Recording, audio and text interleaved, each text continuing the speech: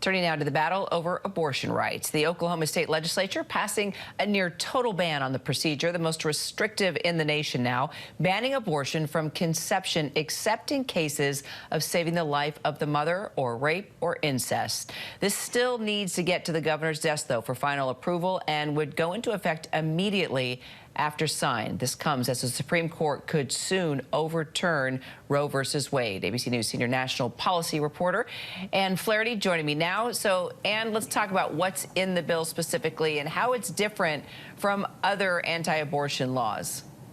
So, Kira, this is by far the most restrictive bill that's been passed in the country so far. This would, as you mentioned, ban abortion at the moment of fertilization of an egg.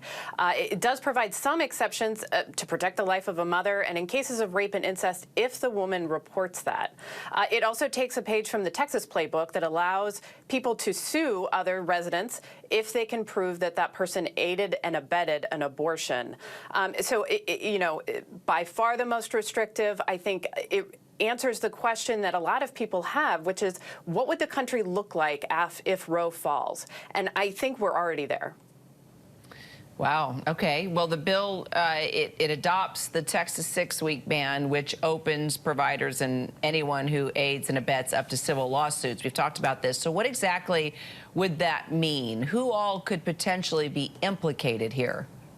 Well, I think it is vague, and this is something that critics have pointed out, and it raises a lot of questions. So, for example, if you were talking with somebody and they were sharing with you their plans to get an abortion, to travel out of state, for instance, would that be considered aiding and abetting? The ACLU says that they have a big problem with that. They think that it looks a little bit like infringing on the rights of free speech.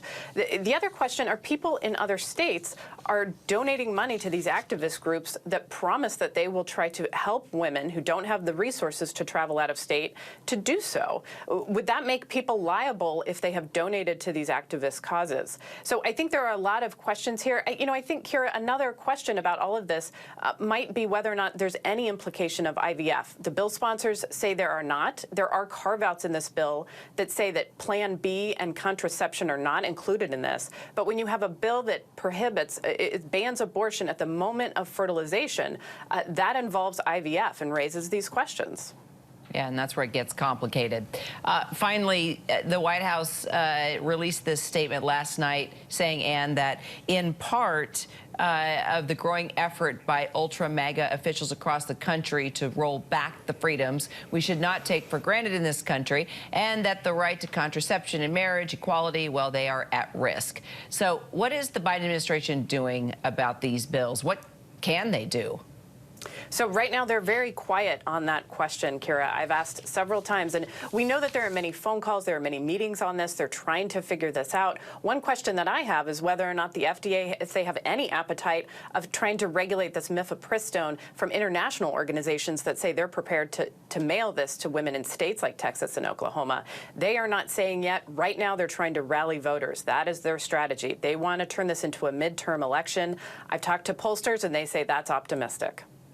Well, the conversation clearly is going to continue. Ann Flaherty, thank you so much. Thanks, Kira. Hi, everyone. George Stephanopoulos here. Thanks for checking out the ABC News YouTube channel. If you'd like to get more videos, show highlights, and watch live event coverage, click on the right over here to subscribe to our channel. And don't forget to download the ABC News app for breaking news alerts. Thanks for watching.